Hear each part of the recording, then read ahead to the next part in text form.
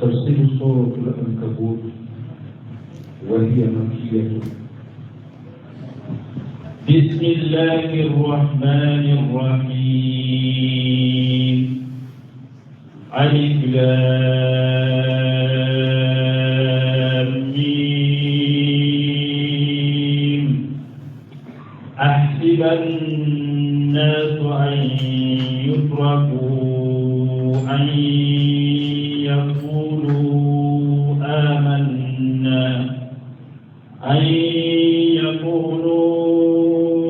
آمنا وهم لا يفتنون.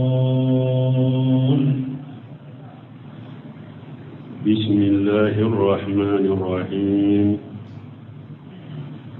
والصلاة والسلام على نبينا محمد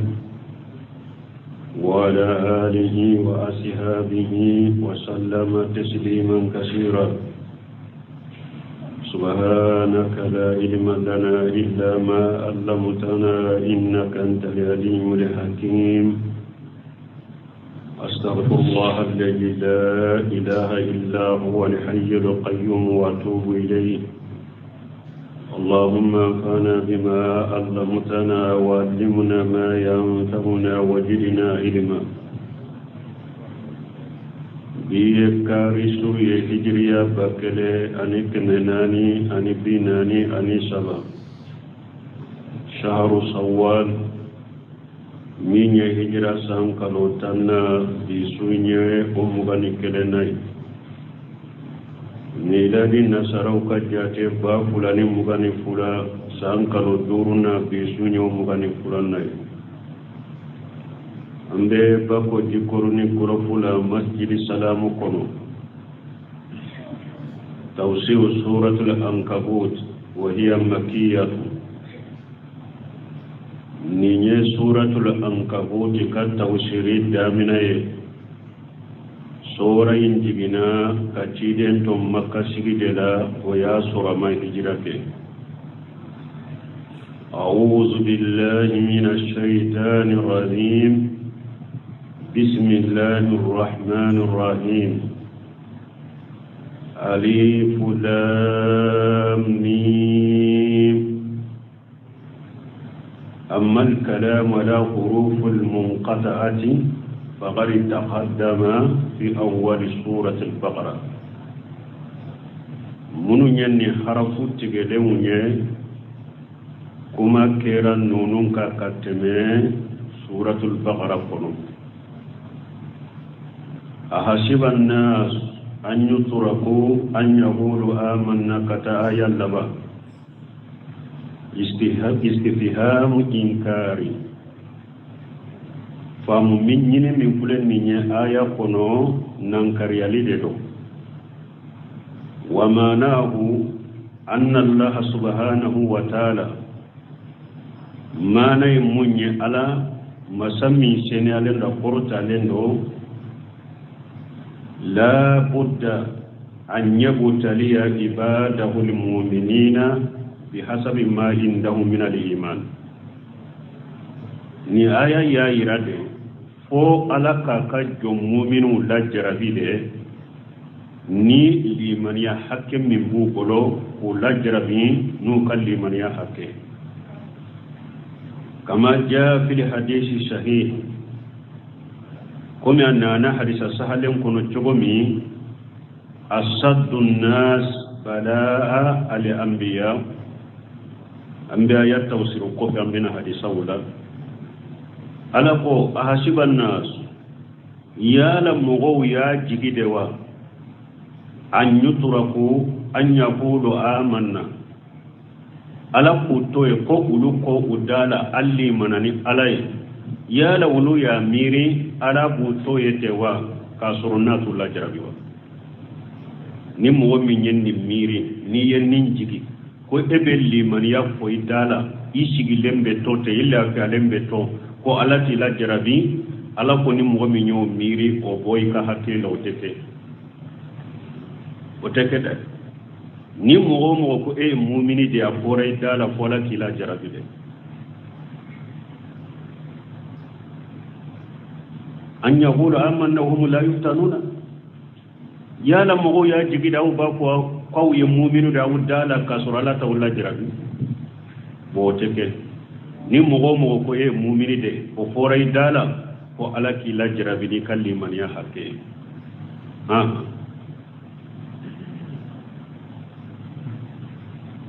ولقد فتنا الذين من قبلهم فليعلمن الله الذين صدقوا وليعلمن الكاذبين ولقد فتنا الذين من قبلهم ألقوا والله مغمن تمنا أو نألا يولجر بلي كتا النبي مولا مغنيما منون تمنا لا يابي لجر إبراهيم لجر بلا توحيدي أني تنين كما فواب في الله تاسما فرون ألقوا تاسما إنكاتي أكا kisini sumaya ani kisiye mogo nyuma munun temena wula jarabira fo do uyum la jarabu ka dina la fo shimi shi be bodo abe mini jo bolo be iri tigenay mogo do temena ube shinde do ku kunkolo tamanchela ku dayede ku ke fulay me omu labo katina ko hadisa be no ka mogo do be i jole ube nege finde dila ka ke penyeye nege fin penye lama i jole uba sori parikolola ki sogobu ko penye ka boyila ki kolonje jole to o kera mogo la ukadina kama amu labo ukadina la cide ulla jarabira de mogo nyuma be la jarabira de wodi ato bunka siri yenne hadisan nati wa nana fi shahid fil hadisi shahid hadisai na chogo fulabala hadisan na chogo do aba shahidul quduri wodi nana cide ma yasoro cide banade no birifini min birilembe cidenka aya bolo da birifini ka banagele yari ciren fari kolo kalaya fo ale tege kalayara birifini sanfe ale ko cidema ka banaka gele wala de fari kalaya de kulen ni hari birifini min be ela ne yin tege da ka kalaya yin tege soro birifini ko fe ciden ko ongo akwa boy to de la ala be nabi nyima ulla jarabi lanno de la jarabi katema peka ni bana yenne mina ne ka bana kele a degere na geleya baw komi aw mo fula ka bana de ala be nabi nyima de la jarabi o de to kun ka sirene hadisan na ko asaddu nasi bala al anbiya tidem ko mo min kal balawu kabbo mo min kal la jarabi kabbo nala balla jarabi kabbalaw la shama katme beka nabi nyuma wude do summa salihuna o ko fi mo nyuma summa li amsal fa li amsal o ko fi hada ma dem kanyi kateme nyogon ka chogomi o galla jarabu be nyogon nyoko chogode la yubu tala arajula la hasbi dinihi ala bi hada ma den kelen kele la jarabi ni ka dina hakere dina hakke min bila fa in kana fi dinihi salabatu na yasuru eka dina ka gele jida lahu fil balai ala be do fare ka barokat ni eka dina ka gele ikalla jarabi fana be gele yale wa hajil ayat ka qawlihi ni aya be ko min ala ko am hasibutum an tutraku walamma ya'lamu Allahu alladhina jahadu minkum ala ko yala aw be shaka tote aw ya miri de ya ko ala bawu tote wa na majahadu kilaw bange awla na maula jarabi ka jahadu kilaw bange awla wa misluha fi suratul bara'at ni nyogona be suratul bara'at kono wa hada fil bagharati ala ko suratul baghara kono am hasibutum an tadkhulul jannata ala ko yala aw ya miri dewa ko aw beta doari janna kono ولما ياتكم مثل الذين خلوا من قبلكم kasoro mogon kala hala nyogona mana uma mogo munun temena awnye masatumul basaw mogo munun temena awnye gelaya yu sorode wadarawu tora yu sorode o julu jilu ushirana de foddu sukun yere yere hatta yaqula rasulu walladhina amanu ma ko ciden yere ya ko ani munul liman yaraka fara ciden ka mata nasrullah ya alaka de bembe na wakati tuma yado ni pewa gelaya hadama de gelaya sorola de gun sorola fo ciden munu ciden yere ka ko dala ani mu'minu yere ka ko dala ko alaka de bembe na wakati tuma o ye gelaya danya da ala kuma inna nasrallahi qaribun akonne alaka de me o kasu awma tuma abdurrahman isadi ayenni ayat tawsiri akwala bi hada madawla jarabi bi sharrai wa darai abi hada madawla jarabi ni nogoyaye ani geleya bi sharrai wa darai ni sonjia ani tora wal usur wal yusur ala bi hada madawla jarabi ni geleya ni nogoyaye wal mansatu wal makrah ala bi hada madawla jarabi waqtu dola hada madawla farifoni lendo waqtu dola fana tembe kula be mun ko wal qina wal faqr ala bi hada madu la jarabi ni sebe yayi ani fantanya ida o idalatu li ada yalayhi waqtu do la bi hada madu la jarabi ka jugu la suku bila ula ka jugu bila uka bil qawli wal amal jugu hu toro ni kuma kawnye fi badil ahyani waqtu do la bi jugu yedema uka mu'minuka ومجاهدة الأعداء إما بالقول والعمل أنا على بمؤمن ولا جربين كون قد جبوا جهاد نكما كوني أني كولي ونحو ذلك أني نورنا يقولنا تمامي عبد الرحمن السادي ينفو أقول هذا مدل لا جربي أقول لا جربي بشكل كتفوفلا دما كفلا لا جربي بشكل كتفوفلا دما ترجع كله إلى فتنة الصبحات وشهوات لا جربي بهذا مدين سروجيا كونو لا جربي مبسغي كتاكو فلا دروندما لا جربي دونو سرو منو ني سبحاتو يه او بي لا جربي ني دوني سرو مين ني شهوات لا جربي te bonni ko fula dola felen kono imma subuhati ala ni la jarabi ni subuhatu ye umana ala na hada madu la jarabi shahawat bonni hada madu la jarabi ni subuhatu ye subuhatu la jarabi ko nyaxambilew ulu la jarabi jumambo kumbe limaniya dafale ani doni nyuma wodi beke sababu ni hada mare ibe cinyaminka doni nyuma bi bolo doni haqiqa ubero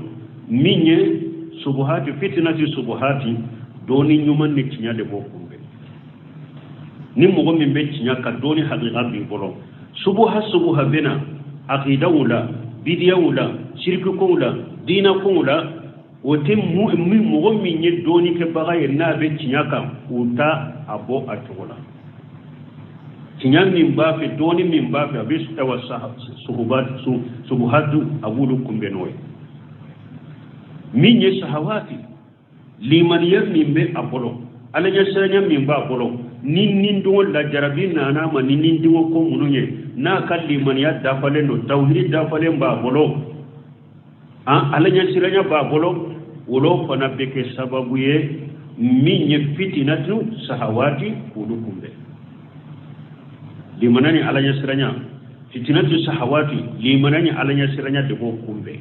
anika hada madel la suki bila ko jugu kelima liman yam min be mu'mini bolo Allah yisranya mi be mu'minu bolo wode be bulu fana kumbe jinya fitina be shay katan nunu fula de am balma anko nawjuma wala jarabila mo ko nyuma wala jarabila anana tiden ka hadisa sahalen kono qabbab ibn al-arat alaka je kabwama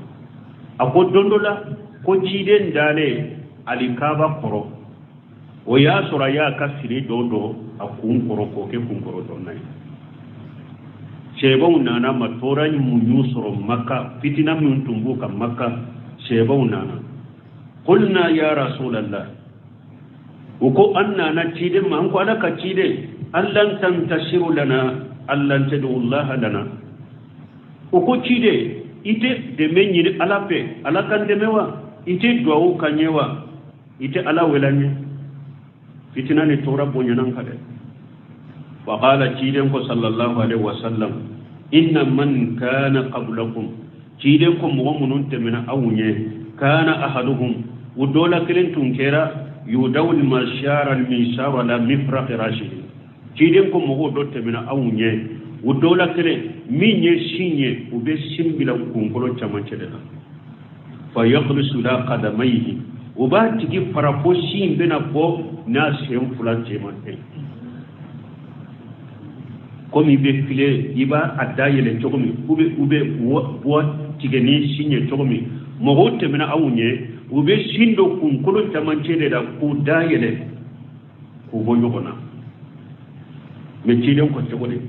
la yashrifu dhalika an dinihi mo ottun to ko bo luka dinaka uba tigi dayele te ni shiye me asabati lemba ka dinaka fo kata dayela nin ka bo o musa ge ka bo ka dinala wa yamsutu bi amsatil hadidi kide ko mo otemena nege fim penye ubu par kolo penye ni odeye ma bayna lahamihi wa adamihi aka ewa koloni aka sogobuni nyogonje nu ye nege pimpenye nu ya sori fari kolola mpo atara da kolola uba apurtite ka fari koloni sogo yimbwala uye oke mugola la yashrifu jalika an dinihi mi otunta tigi bwa ka dinaka otunta tigi yele mako ka bwa ka dinaka asabatilen tumbeto ka dinaka summa qala okope tiren ko wallahi la yutimanna Allah haja li amra nin ko min kulen ni islamiyan min kulen ni ala bina dafa ka timme hatta yashira rakibu min sanaa ila hadra maut fotama dendo be bo sanaa yey mani ka dugude do hatta hadra maut fana yey mani ka dugudo la yaqafu illa Allah atesira ko yenni alate wajibu ala qanamihi kuma kuno fembe be na be bayi mina ibino ye aka bawu chela ate koy ke bawu law bena ke walakinnakum qawmun tastajiluna mi awiye mo de abe portode balmon ni hadisa sahalen doye cide nyere ya fonye mo temena ala yu lajra ibrahim lajra bila tawdi kama filiya tasuma kono musa na kan mugo bani sallan kaw ayawu ala yu lajrabini firawna na ka jamai ka janga kata sugubbe janga kata jugu ka bani sallan kaw la nene kola ala yu lajrabini bani sallan kaw lajrabini firawna ka jamai atemena wotemena bal mawniya alla je pana ni silamiya kono na cide nyire lajrabila makka tuma ma tara taifa dondo la kwa beta taifa nka wole kana alama uye munke fendo mbali ni demisenu yode bila chide na ka chide mboni kaba kuruye fo samara mimba shena o fara joli de la fo aka samara ni sheno noro la ni gona joli bolo kamo demi fendo mbali bila la ka boni kaba kuruye chide la jarabila asabarela ammar ibn yasir biladi nunu be la jarabila ni dina kama bal ma an fana be wakati min nabiyin ni aya an kan ka jonne aya ka parce que an fana be balawu ni fitina wakati de la sunna mo munu be jiya kono bi ala yo fana la jarabi ni tariqa jibuye ko la jarabi ni sira jibu tuguye ko la jarabi ni tabulu jugu tuguye ko la jarabi ni bidiya mo ye ko la jarabi ni mushrikuye ko la jarabi ni sufiye ko la jarabi ni tagutuye ambe min kono la jarabi de do koy ambe min kono la jarabi de do ni yek ni tabulo chayalen fule islamiya kono ambe la jarabi de kono koy fo ampana ka sabati de an ka sabali de an ka sabati de la jarabi de nonunye ubette me koy men cinya inte duwade bul khaymu yofo ako al haqqu mansurun wa mumtahinu fala ta'jab hadhihi sunnatu rahman akuncinya abette medede me ala be tiñan la jarabi ko o ye ala ka taabolo na ka taasira de kana kaba ko la tiña demelende do me ala be tiñan la jarabi kana kaba ko la o ye ala ka sunna de tiña imbo la jarabi de kono dina kono sisa sino tiña te duga ko abe la jarabi de ate duga balmo na yi silamaw lajje kafiru cela silamaw ka dogo kafiru cela kide nyofo ako silamaw mu'minu silamaw kafiru cela ako kasarati sawda'i fi jilidi shawr al-baydai aw kasarati al-baydai fi jilidi sawi wa shawr al-aswad kide ko silamaw kafiru cela ko abe ko mi si jeman kele na be tura fima farikolo la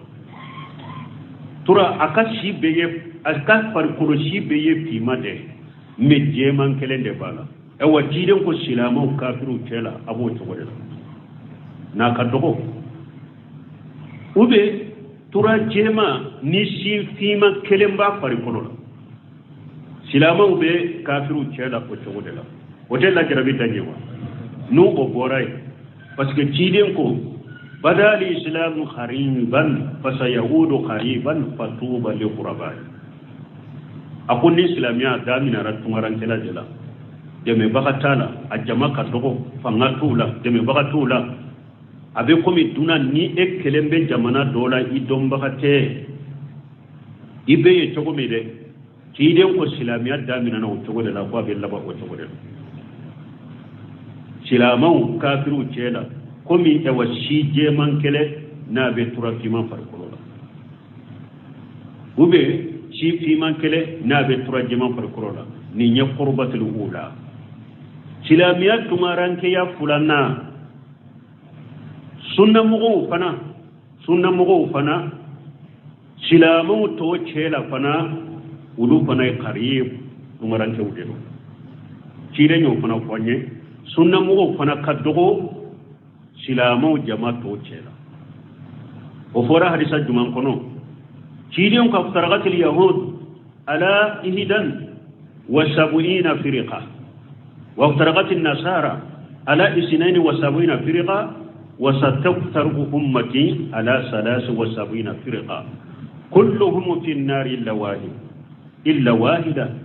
qila wa man hum ya rasul allah qala hum ala ma ana alayhi wa ashabi وفي رواية هم الجماعة نفنات الدغية دانيوا كيدين كو يهودية وفرافر لا جماعة كلو بي ولون فلاني كله نصارى وفرافر لا جماعة كلو بي ولون فلاني فلا عليك مانتون بنا فرافر جماعة كلو كاكي جماعة كلو بي ولون فلاني سبا بي ولون فلاني فلا أولو بيه مين تبديا مغوية كبايرة نيكا بداية كبايرة جنوبي كنا iba soro ni nye bidia moy min ka bidia la bol islamia kono ulu fana beke bi wolon fulani fula kisi bagaw ale kam manto la islamaw cela jama kulu kelende no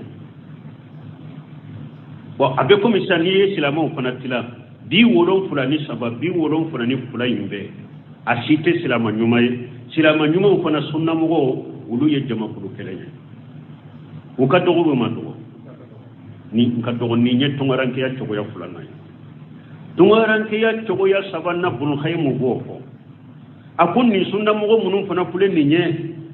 sunna mugo munun fana be tinyado nu sabati lembe tinyaka nu be welelike kata tinyama nu be nyamaralike ni nyumaye ube mugo fatanya kabo jugumama kuma jugu munun be kuye ke wale jugu munun be ke ula tora munun be daka kamunya koro kasabala koro kasabati ako ulu fana de kadogo sunna mugo to chela ako ulu fana tungaranke tuguni sunna mugo to chela ako mu ka tungaranke ya nunu ka tungaranke ya ate fentoro ula pasiga ka tungaranke ya be jama de chela jama minni ala yire ko qur'ana kono wa in tutu aksar man fil ardi yudilluka an sabilillah in yatabina illa zanna wa innahum illa yaghrusun tinya tigo fana ka tungaranke ya ako tungaranke ya minda te fentoruma pasiga ka tungaranke ya ube jama de chela jama mi ala yire ko ako dugu kolo mugo chama ni tuguru ko ubi fili ka bo ala kasirala ute foila galontige ko ute foyi la ka dina no ka batola ni bisigiya se ka pendo bisiga ka kete donc hada made ni islamiyat tungaranca betila ko katatila yoro masaba silamo kafiru cela an ka dogala ala yalla jarabini kafiru sunna mo bidia mo cela an ka dogo ala yalla jarabini bi e wa bidia mo ye sunna mo fana cinya tiku munu be sunna mo fana cela ulu fana yitungaran ko ka dogo ala yula jarabini sunna mo to ni munu budda be kata sunna ma numa ke to ko la ni be la jarabiye balmo ambe mini la jarabin non kono mel la jarabi fo sabati de kake balmo ni ci de unta bore mo ko nyuma unta bore shaykhul islam bun taymiyyah ahmad ibn hanbali folo alla jarabira aduna kasura fi khalqil qur'an mamunu tilela ka doni ke bagaw faga ko ni mo min ma fo ko qur'ana dan fe bi faga ni mo min ba fo ma fo ni qur'ana dan fe mbe ewa kalo sara min dima mba tige ube mbido kasola doni ke baga pancama nin tara nu ye do sirana fagalinye do sirana ka kalo sara kana tige do sirana kasoye be ya ko qur'ana ye dan fende fo mo nani mo sabaka fara ahmadaka o mo nani fara tumamu minana kasola kaso digira fulaina uliya qur'ana dan fe yafo atora ahmad ibn hanbal ni muhammad ibn nuh nonu de sabatira muhammad ibn nuh kan no jologo ke ani ahmad ibn hanbal la kudo kasola kasoma ku muhammad ibn nuh la de sara kasola ahmad kelen tora la jarabi shugu beso daraka masake saba ayode ke fitina kono mamunu ani muatashim ani wasiq billahi ni masake saba ni min sara ni bena kofe o be jogu yani ahmad katene koloka masake saba kile ahmad yo ke torala ko aka ko qur'ana ye danfe ahmad ko le da ko abe bugo fu ba kiri ka fari be tige ni busa unye o ba siri fali bala ba fufu na kirila o ba ko ni ka dalen toy aka kala ndo beta jibo aka na bora yele kama na beta kasola ahmad ibn hanbal mais adama soka fode ko qur'ana idan fele asabatra ka cinyale ka yira ko qur'ana alaka kuma de dan fente asabatre do ka aye tora ni fitina be ku ka be mun amma bo ka cinya ka de an kan nunu ladde de adam madente siga ko e ba ko e sunna mo bi dambe kata sunna ma ni bidia mo nunu ni jama mun fure jamana ko ala yalla jarabun yede ko ala yalla jarabun yede o kana to kawba dade ube cinyalin min na jamana in kono ube wajili jugumu na jamana in kono ube dawa jugumu na jamana in kono fa fana ka sabati de la jarabi de fulen ni ala ya daw ka ko malika sunna mo abe la jarabi la ko ala ba fe ka awira mo la e chama nyira la fana de chama donna mo chama ba yere dambi kata ni sunna mi bi yere dambi doni ke baga ibi yere dambi wajulu kala ngi dugu turo yede mbora yam fede mbora ni jamia la de abe ko mute jamana nyere kono abe ko mi kala baga yere tambulo jamana en kono yere la jarabi aba fe kayira de ahmara sabatira de koyi aye sabati ahmara bora tora la wati juma mutawakkil billahi tile o fana kira masake sunna mo goye wode ahmada bo gerentela tuma mi ahmada bora gele ya fitina la ala tar ahmada bila nogoya fana ka fitina la o masake fana yen na fulo sugu be dayele kata ahmada muhammada ko ma kotala o fana kira ma fitina wore ma ko ci ka bodo la fenna ma ko te masake tala ma kotala ahmada sabatiram balimo shaykhul islam ibn taymiyyah adonna kasola sinya wolon fula shaykhul islam ibn taymiyyah adonna kasola sinya wolon fula akelen kele kuntala hasidiya besen koniya kabo bidiya ufe ube sunna do defali kama bidiya do kelele kama uyado kasola sinya wolon fula de doni ke bawo doya ka kaso jate sinya wolon fula in ka kaso jate mena shaykhul islam ibn taymiyyah min ke kasola sanduru nyogona kaso fo asara kasola demi saba adonna kasola sinya saba misira uyado kasola yesinya nani shaykhul islam ibn taymiyyah me asabatilende tora de دومي يروي أحمد بنتمية دو كسولا أدوني كسولا ويداتهم أكو وضرب بينه بسور له باب باطن فيه رحمة وجاهر من قبله العذاب أدوني كسولا كدات وينين دفو تمامي أتنبي كسولا اسكندرية وكو بابو كسولا كابلا كتا قاهرة سلسلة بنتمية أكو ما فعل آدائي بي إن قتل شهادة ونفي شياهة والسجن قلوة وجنة في سدر سوى سرابون تيماكو كنك جبو بافك ممكن لا نو ودسوك بسك سما نيك أرجانا يمبين دسوكون كنو لمنيا وجنة في سدر أكو عليك أرجانا بادسي كنو ناتارا يرو يرو علينا كأرجانا بنو كنو يا عليك kabo jamana kata jamana ko obe ke alema siya hade obe tanyere de alema na tara qahira fana na tara yoromi fana na wulu fana dawa wele kan alama o fana e baraji de alema nu ya ale do kasola kaso be ke alema fere de ana fere kitabu dilana ana fere ka kitabu wala he ka qur'ana kala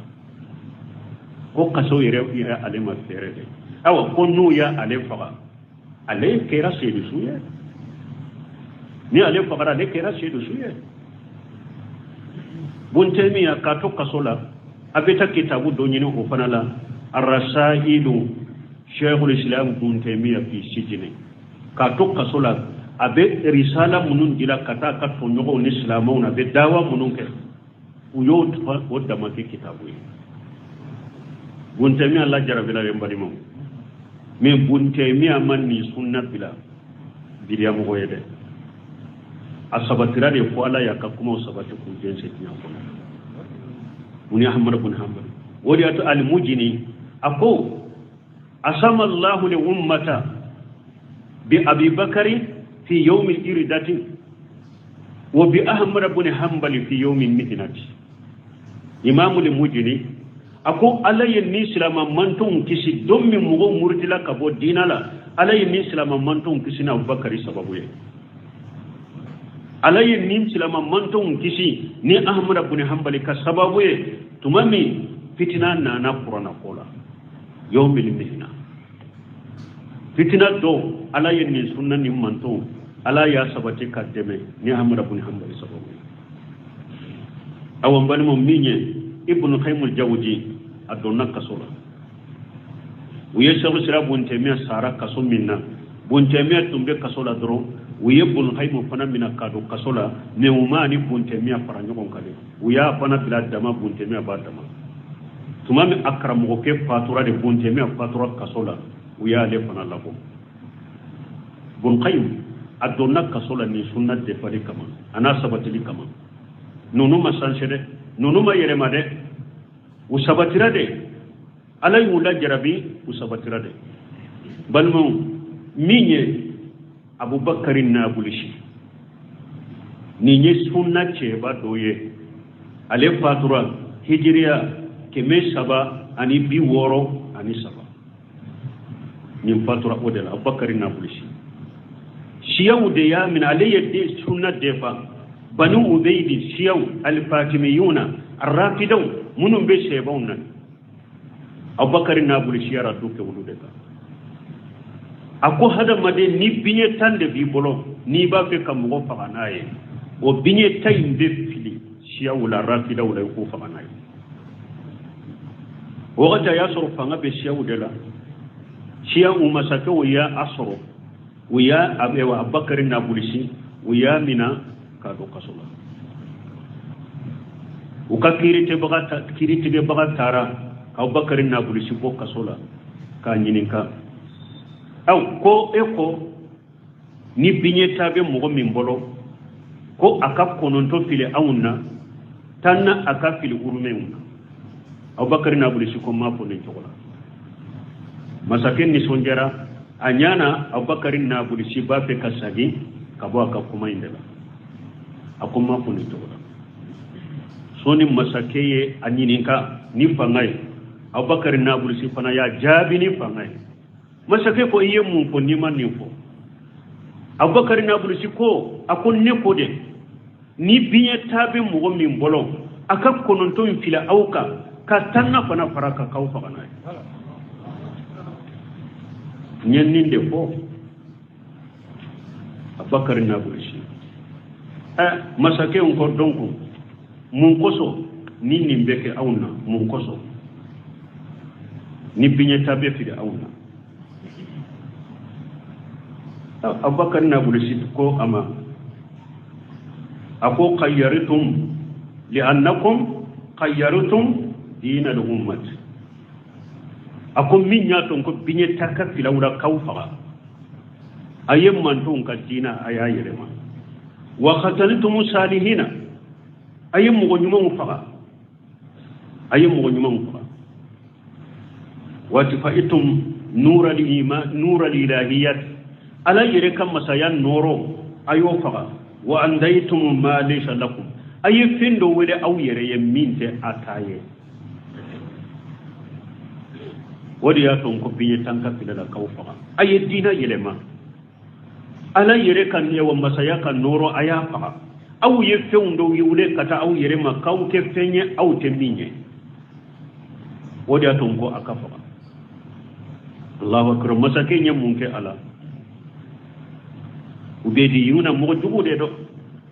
ayem mo de nyini ko mo min bese ka bakarin na bursin yana ma ya boso aya nyini silama bosoli kila be aya nyini wuri fe ko ka boso ru maso atara yahudiya do de wore ko yahudiya bosoli kila do atara o de wore ko ka abakarin na bursin yana ma ya boso aye bosoli ta kunkulo chamanchire la nyana ma bake ka boso ka ta kunkulo chamanchire abubakar na bulisi ba aba jikiru de fodoro abake ka jikiru fo wa kana zalika fil kitabi mastura abake kan nin ayaqala wa kana zalika fil kitabi mastura ko min bake kate alela kunni sebira allahul mahfuz wala halakat mele ni nyella tige de nka atumbe ni aya de kala bosoli kala ye kunkolo boso kana fo bosoli kala nana dishima yahudiya de do kafiri de do me abubakar na bulisi tora min baka degu min baka la jaba min baka yahudiya nyire de hinarara sisa kamuruke adusukun yoro ko laje kamuruke ka yoro so ka kase ka sajona abubakar na bulisi me asabatilen tora kadina kare asabatilen tora ne sunna kare asabatilen tora ne sunna de falika ni ma yele maka bwata ka anyana ma ya bosora ninkera ala hijira keme saba ani bi woro ani saba afatura wala shebi sura be minjiga bal mo be sika ke mo hola sisa e munye sunna mo so tenta auka mo sigile drobu ka dabarala aw fanata aka ala tafo aka ciden tafo anyi sunna mogode awni ahli sunna wal jamaa de awni salafiya de awbe sunna de ka mali munun dambilembe kata sunna ma har mu desara ka sunna ko dara nyogon dala je yorola hari ka sunna ko dala o desara qur'ana anan kala da nyuma la da nyuma kera de la yero juma no be para qur'ana ka qur'ana nan kala da nyuma qur'ana ni sunna yiriti sheka fo aw bolo nunu nyire be sigi uye tom minye ubu ka tom fo ko ka ton to fo ubu ka barake taw fo ubu ka jiara fo ubu ka mawludu fo ubu ka tabulu fo aw desira ka ala ta fo ka ko nye sunna mo aw desiro korodoro ko an ka se ka fara nyogon ka ko lafiya kana lafiya imbe ke ande drone ka lafiya imbe ke sunna de ka to ubu tafo aw jade lemba aw tala ko an ka se ka lafiya safe lafiya imbe ke sunna inde ka lafiya ko ni malika lafiya ko ni malika silaman ben ke sunna de ka sisa ka sunna ka deturi ka sunna ka da ka kantige munu nunu ubidia mo be nyema yala aw faralu ka biro wulale aye mun fo mo wiye kunna ma faruka ukana ke sunnaka politique do am faruka ukana binke sunnala nante min kalama bo ulube kay ka sunnat la ko si sunnitile ube sunnaka dogo la ko si sunnitile aw ma kunendo har ni mawlidu wakati nana ate seka mawlidu fo ni jara wakati nana ube jara bamba na te sariya kono ate seka wajulu ke aha jen kunye munya do kunye munye biroina aw kaw do naka sunna de jefa sunna ba ke ka kokari sunnitile mogo nyana jamana ko fitina de fulaw kale la jarabi de fula kare malika sunna mo wala jarabi len do de ala yalla jarabi ni bido mo de koy koma yere ya ko to mi de la jarabi de do alla jarabi da de wa ka jode de wa ka jode amma fo kam mo nani min ke dina kuno amma ko mo ko fo nani bile mu ni fe wotewo me delila bil qur'an wa sunna wa aqwalu ahli sunna wal jamaa wa aqwalu a'immat ahli sunna wal jamaa wa aqwalu sarafu salim kara duke mugoka ni qur'anai ani sunna ani sarafu ka kuma aw de sarafu ke jamana kuna tara kalanke kana aw be mi mali sunna mu abe mi malika kar mu aw be mi aw la jarabilen de fulen ne koy alla jarabilen de fulen ne aye sabata akatinya ko mo ye tide ka hadisa fule mo do uyu dayele ni siye mo do uyu penyani ne be fim penyade mo do kasara kasola ni sunna de fale kama bidia kelele kama mo do bosora ni bidia kelele kama sunna sabatele kama aw be mi doro ki nyuma do doro ke mobile nyuma kono ke kilimu kono ke boson suma mina doro sogo jarine mi nyirme doro muso nyuma furu doro muso nyuma ka ko tele woni fe una doro baro doro aw nyana dina ni de ala ta to yete koy ay harisa benaw abe jode koy ala baw yira bela foka jode abe yira koy ala ka aya de fulani ala baw yira la jarabi de fulanka koy ala baw yira de foto tabali na tara yoro kramo baw yire nu tara nu te dimunu minan kunna ka foto ta yambe ube ewa sokura do dayele la yompe ube o fotota ube do ka dem kundina yanko bo fotota dawa yen nin keran ninde sisa jamana ka sunna mo ka dawa keran ninde illa maraj marabbi dem kundi yoro ka nyogo soro e dro ka dumunu do ka fotota ko bila feunka karasa yele mana ka sokura kono dro ka nyogo soro e dro ko nyogo kilime ko foto bila ka situka karasa ye ko nyogo sokura furuda ko be foto ta ko bila situka au ka dawa keran ninde aka dawa keran ninde shirku ba ke ka jamana wula wunyana bidiya ba ke ka jamana wula wunyana la da jugo ba ke ka jamana wula nyana abe ko mi doni ke ba te jamana ko fola ka agula la jarabi de kawira mogola la jarabi de fulanka koy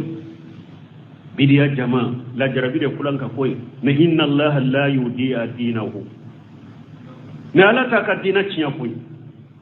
ni aude ma doni ni sunnaye ni aude ma ka do yorofa ni aude ma sabati ka cinya ko mogoye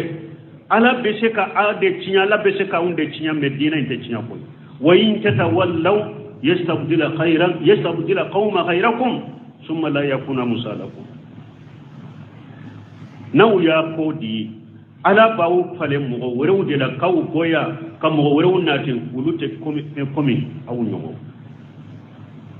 wulute ke komi awu nyogo ube woneli ke kata tawhidima ube woneli ke kata sunnama ala fahamu salafu salih ala kala jarabin nunun ko na la kante joba kayde Muhammad ibn Abdul Wahhab munya sisa kasilamiya nyema ya dama ale fana be bo wakati minna abbe na wakati minna abe ko me amunti le sisa shirku dina kono kilon ke farala dina ka kiatir ko bo farala dina ka don farala dina ka don dundu ulu farala dina ka Muhammad ibn Wahhab fana borani wakati de aya soro dinya falindo karambagala fana tew fi do mbaganganaw qur'ana kalam mbaganganaw nahaw kalam mbaganganaw men bali ma wudu tew hari jamana en kono afalento wala odi ato don ko doni ko tew ko doni ko doni ko tew bul ghaymu yemmin ko de sunna mo yere cela fana munum be cinya indo wiye cinya kala ka do ka famu nu sabati lendo ube woni ke kata cinya makka mo bare ka boko juguma tora min bodda ka gerente mum be daka fitina min la jarbe munum bodda ka nu be sabata koro makote fe naw sabati lembu taka ako odo nuka ulude ka dogo mo cela ande sarawo de law ulama rabbani ande sarawo amma de se done ke bagalaw don nu sigira nu jora inye koro ba ko ka qur'ana kala ka kalan kulo wolon furabe o ka be kala salli kele na ika me ka do ko be qur'ana do qur'ana e femba ye ke me siriku keleli min be qur'ana kono ni ede ma ko idala qur'ana be so fofo ebe kala njogo yerema ite se ka tawhidi fo telela ite se ka tawhidi ko arjola ite se ka tawhidi ko ikasitila ite se ka sunna ko mais ni jora mo nyedro ibe ta qur'ana kalan ko woro ko lay be ko qur'ana sabuteli teke mais qur'ana na qur'ana falem be tawhidi min no fofo loke qur'ana te se fofo hudiyatus e wa mamur bin salu rahimahullah akwan ka wakati na kwamma ko be min na de silamiya sariya doni ka do ka famu ako pasike galon chayara dinala bidiya chayara dinala shirku chayara dinala fo mogo de kasoro munum be tinya do nu be se ka tinya bange silama mandong makobo de la bi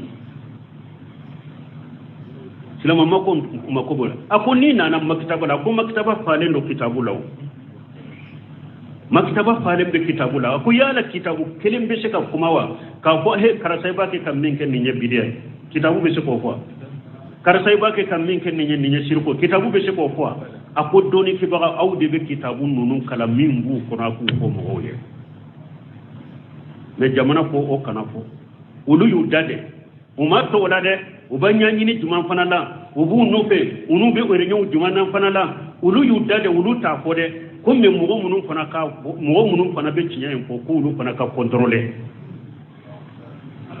o ya bo ulu yere dade de ko were bu kono jamana en kono koy uyere ku dadi aka uya go ola munum fana ba fo de ko kutuba ka contrôler ko wajudu ka contrôler bulu munum bu dambe kata sunna karamo yama ani sunna nyema ya ni sunna mo ya utara faruka ni erenyo fana la fo kuma na fana ambetami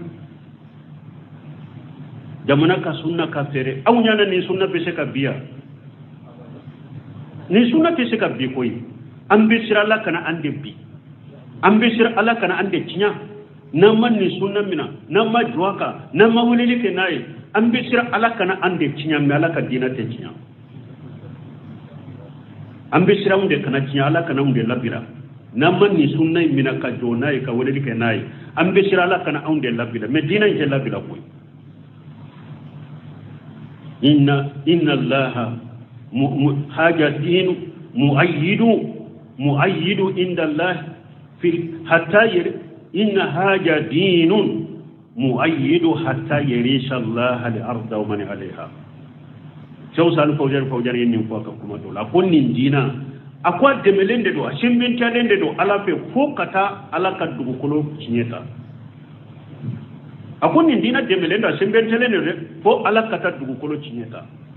أي حديث كلا لا تجال دائفة من أمتي على الحق جاهلين لا يضرهم من قجلهم ولا من خالفهم حتى ياتي امر لهم ولا ذلك فيرم كون نيمانتو اكو جما كلو وتبولي نيمانتو لا نو be tinyaka ala bu demo ka tinyaka fana ni mo me nyu demelito e togo ni mo me nyu soso togo o de koy toruma ko ala yere ka jiyawli ala kan ni dina sabati lento balmo nanye goro bari pote awa mo go kelen fana ni yenni sunnata ibika kabila kono parce que a chaman ka telefoni benam a grama ka dirsuna ka waju ne dina fa munye sunnata membe nka du kono togo min nilla halade do mbe fa bolo togo min nilla halade do nin kam musobe kelede la nimba be kelede la nin ka kabila be kelede la o fana be de la jarabi de do ambe la jarabi ro do wodi aton konni aya bi amba yoro do la koy jinya palen do la jarabi ni fitina de la na an kan nyugo sabati koy an ka ɲɔgɔn dusukun giri an ka ɲɔgɔn sabati mɔgɔ o mɔgɔ kabilaw kɔnɔ n'i ye nin sunna tiɲɛ de ta fitina de b'i nɔfɛ koyi lajarabi de b'i nɔfɛ hari ka furumuso a t'i kanu n ko umaru bin abdulaziz a ka furumuso tanke diina b'a bolo hakika b'a bolo sunna b'a bolo masakaw tɔ kɛra cogo min diɲɛ masaka ale ma k'o cogo la a sigilen a ka muso ko a ma arahanallahu minka muso de ko a ma ko ala ka lafiya ka bɔ i ma umaru bin abdulaziz ko amin a furumuso balima lajarabi bɛ nin bɔ fitina bɛ nin bɔ hari i ka muso yɛrɛ k'a fɔ ko ala ka lafiya ka bɔ e ma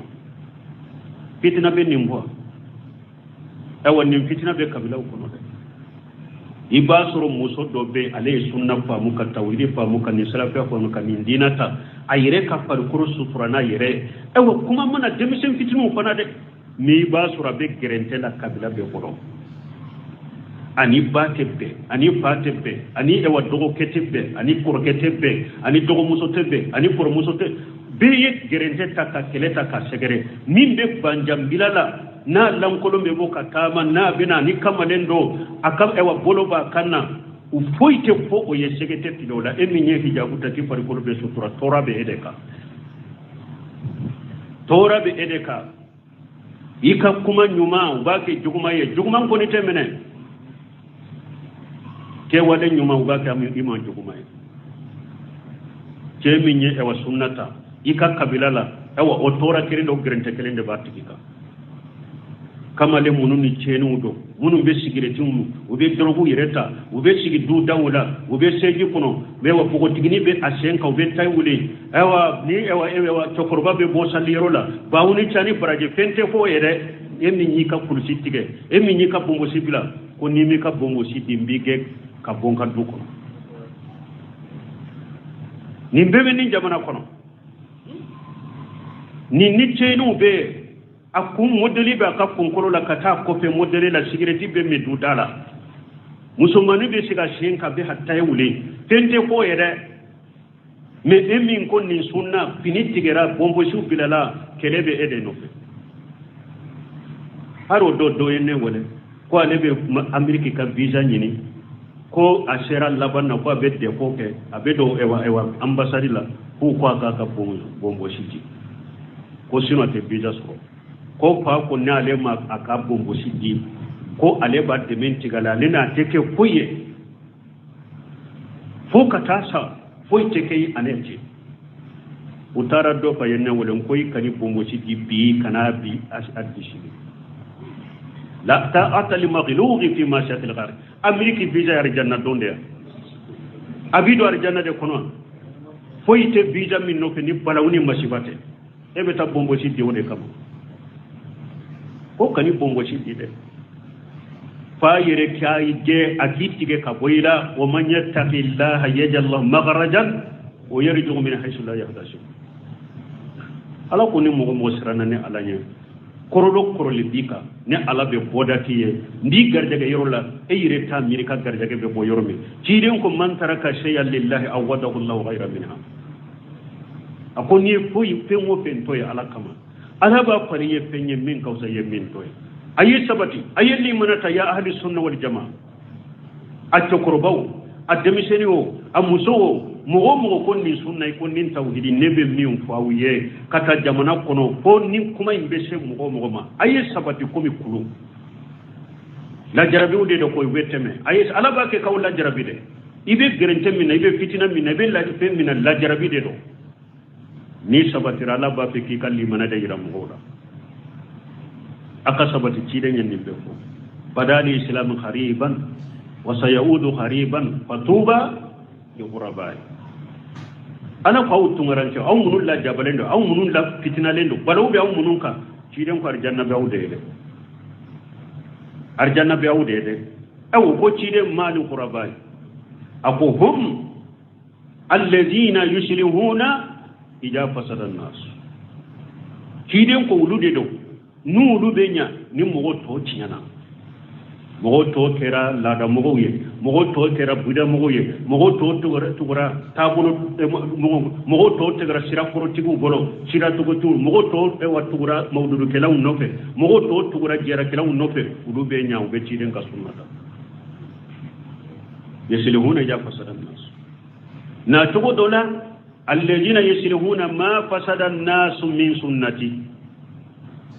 ulu de do mogo to ye min tinyanka sunnala ulu batila qurabaw na chogodola ciden ko nasu salihuna khalilun fi unashi su'i kashir ko jamakulu ni man fitini de do nube jama jugu chaman chela o be tema un takaya al qurabaw sunna mogo nyuma jamakulu nyuma fitinu de do nube jama jugu chaman chela jamana ta kule wote na chogodola ciden ko hum nuja'u min al khabayil ako qurabaw ye jonye kum mo fosi de unde do kabo kabila wala iba soro nin kabila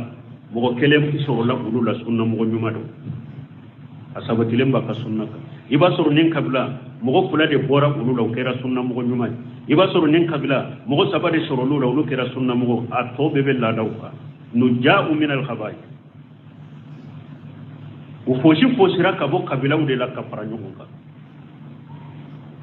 ciden ko qurabaw yin na far janna ben nunde ya jala jamanu alqa'imu ala dinihi kal qabil wala jamr ciden ko wakati bina hada maduma ni mo ko ibe do ni dina cinyaka tauhidi sunna ala fam salafu sal ciden ko be ko mi tasuma kami de bi bolo tasuma kami abe ko mo de bi bolo ako me kani ka tasuma kami ndula be ikana bila hadisan na chogo dola ciden ko shebo ma dondola ako wakati do be na ciyan labanna ni hada madum de ciyafe bebe ciyakele bebe sunna kele bebe bila contrôle bebe ke sunna mo e wa juguye bebe ke ciyatiki juguye ako o wakati ni mo min shera ka jo ka sabati aw sheba ba ke ka barake chogomi ka dina ke chogomi na tigi ya ko chogola aw sheba mo bi duru barji de be dia tigi ma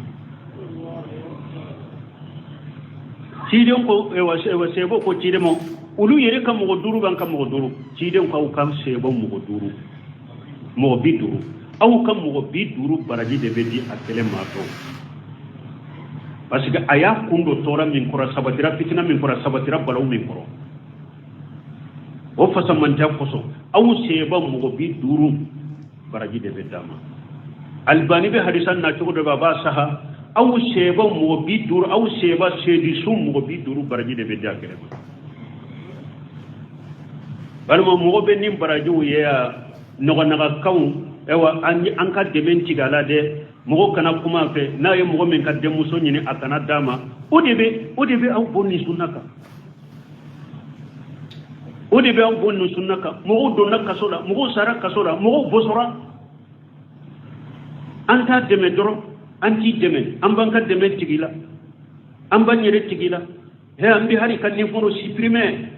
anni de poila ay aka yire supprimer ka kana dan ni morola aka yire supprimer ale de be garjagewa ale de be faha tawa aye sabati ambe fitina ude koro la jarabe ude do ala ko hada maden site ni e ba ko dala ko e mu'mine mo site ne ba ko dala ko e tawuri tige mo site ne ba ko dala ko e sunna mo ko e ben sunnata ni ala ti la jarabe wala ti la jarabe de ni la jarabe u kera mo min ko ne tawuri tige mo min ko ne mu'mine mo min ko ne sunna mo e awa ni ye tinya tige ka sunna la ala ko ni bido ka poromene me ani ira mo la la nyine yo ko de ni mo min ya dambe kata sunna ma ne sunna mo ne tawuli tige de ne be ninde la jarabu nana e ma sabati ala ko ni be edo mena ko sabati lente mena me abira mo de la wa minan nas man ya'budu Allah ala harf fa ina sabatu alkhair itma'anna bihi wa ina sabatu alfitnatu inqalaba ala wajhihi khasira ad-dunya wal akhirah jalika huwa al-khusran al-mubin ala yennum la mo fana fo ako mogo do be dina kono lube ala batonu kere felade u وكره نين توحيدنا نين سنة نو دوننا كونو نو يهرا سرو وبي سبت الدين تشيالا ني هرا مي سرو لا بي سبت ني هرا يده وما سبت ني دين تشيا يده ني مغو دوبي مغو لا وبي على باتونو وكره una ye tinya minta nu ye hera soro tinya inna u ye hera soro tinya tigu no fe u be sabati tinya tigu no fe u be sabati hera inna u be sabati tinya inna hera mi soro la kama men ni fitina yu soro la jarabe yu soro u do na tinya la u far la tinya tigu ka la jarabu yu soro in qalaba la wajha tigibe murta be bawla few in qalaba la wajhi abe bawla few ale yere de be laba yere ka taw sunna mo kele bagay ka taw tinya tigu kele bagay na sigira yoro yoro bawla gosi e wala ko ni tigla mo khasira dunya wal akhirah zalika huwa al khusran mubin akoni mo kera ni togola i perdi la tinya i perdi la gara o de perdi bi bangale do tinya perdi munye parce que bora tinya tigu la i donna tinya tigu yi do karata tandoye i perdi la tinya ola la gara perdi o donendo ni mo sare ma sara tinya ima sa tinya ka mumbi la gara o ce la gara ni perdite aw mbalmo sunu tile telefoni benama sunu tile vocali benama rama depuis ka wajilu damina nante nunu fo kanyere wala bandu sukundo ka kuraji ti awma de panyi ka wajilu ta lame rama ayalla famu tawila ayalla famu sunna la anye sunnata men nin tora banka men nin de ku banka awa an kule ayalla ya aye sabati la jarabi de nabi nyuma munun temena unyu la jarabi la de mo nyuma munun temena la jarabi la de mo kan li man yaw be nyogo nye togo me aka dina ka gri nyogo nye togo mi la jarabu ka gri o togo de la imamuna qurtubi banati ko isa ibn maryam ko akademe baga do tumbe akademe baga ngana akadina la tumbe ko dondola ko bora abaka falika dro kungo kono ko ala ye wara bilala wara ya ko isa kon tigi ala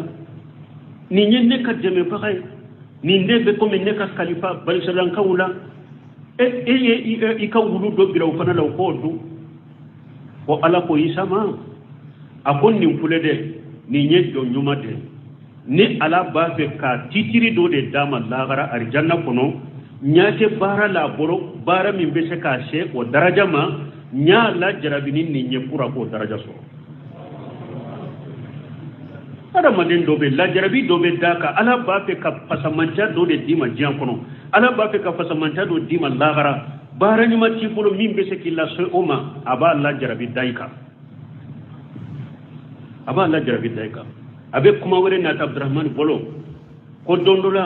ko wahab ibn mumbahi ko ako alayya ya hawari ni ina doka kitabu kono awa ko ni alayi la jarabi ka balawu la shima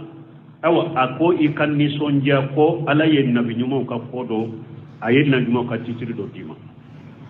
ni alaye la jarabi ka balawu la shima ko ikan ni sonja de ko alaye nabi nyumo ka titiri do dima parce que tire nyo de ko ala be mo min la jarabi ka tema be kan nabi nyumo de mais ako ni alaye e walla tani hera de sun ika awa kiki ira contrôler de sira ko ni diri ma sira minyen nabi nyimo katta sira so la hala ko ni diri ma la hala minnin nabi nyimo kan la hala bora nyon koro de e way jantu ire lay ire korosi ni ta kira no ya dronde ni lafiya ire kontu go koy la hala do kira yi kan la hala mi ni nabi nyimo kan la hala tede nabi nyimo kan la hala la jarabili de alaka an sabati la jarabi wakati la fitina wakati bali mo alaka an sabati cinyaka ka sabati cinyaka asababu doye munye ikafota ni kaketa potola dusun kala shalai afulanna an ka doni haqiqa nyini bali mo ni doni haqiqate mu goboro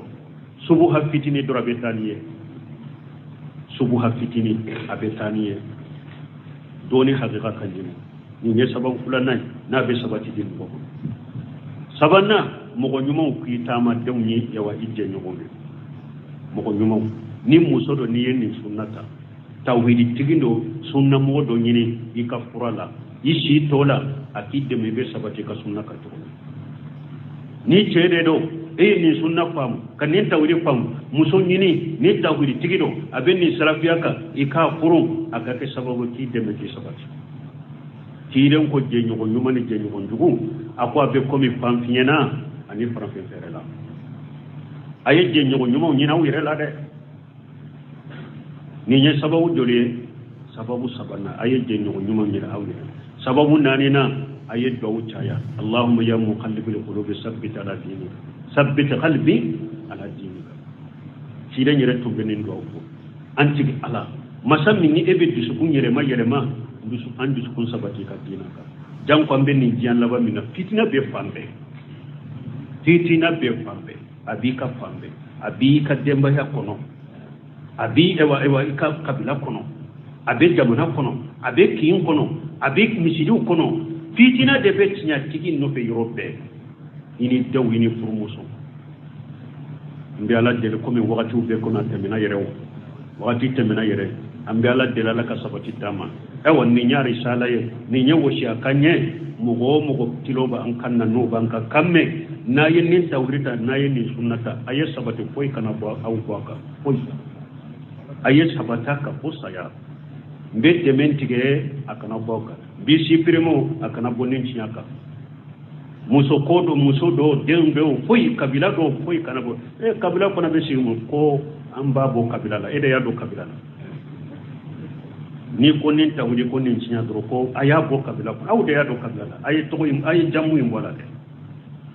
awde ye mo do kabila la na ba bo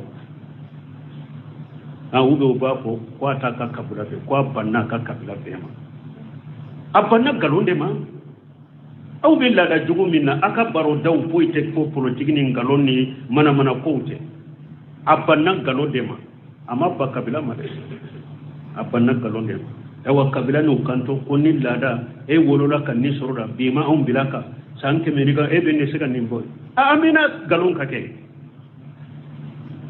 aw mena galon kake nan ko depuis e ma wolo aw be ninte depuis e ma wolo ambake kan ninte e depuis ne ma wala be galon fanati depuis ne ma wolo bima on bila galon na ko kamale demsenu do de la ka konni afawi aye ko do ku ye ko la côté sunna côté de konni mani ni yella da dure ko aw mena nin ka bima on bila nin ka ko bima on bila galon ka aw mena galon ka koy la hawla wala quwwata illa billah alaka sabati dama laka dina famu dama laka sunna famu dama laka sabataka subhanaka allahumma rabbana bihamdika ashhadu an la ilaha illa anta astaghfiruka wa atubu ilayk